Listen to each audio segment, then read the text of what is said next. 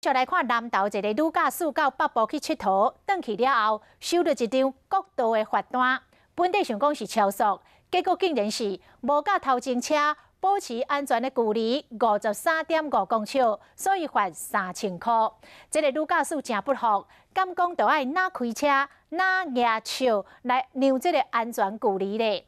国道警察讲，这个高速公路的车道拢有为安全距离的参考线，每一条线的距离是50公尺，驾驶根据家己的车速，会当马上算出安全的距离。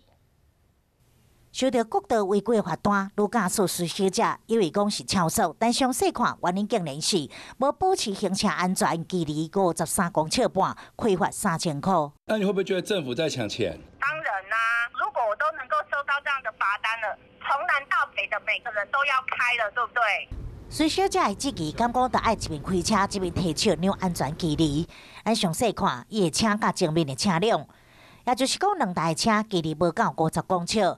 若是伫国道上，甲警车安全距离到底是爱偌远？100公尺左右吧。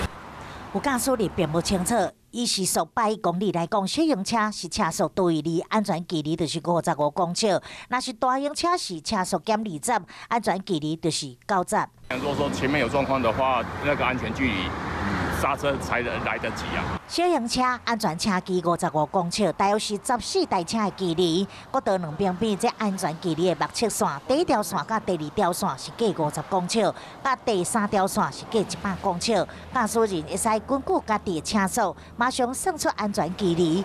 有驾驶质疑，若是前面的车向用减速，害安全距离缩短，要安怎？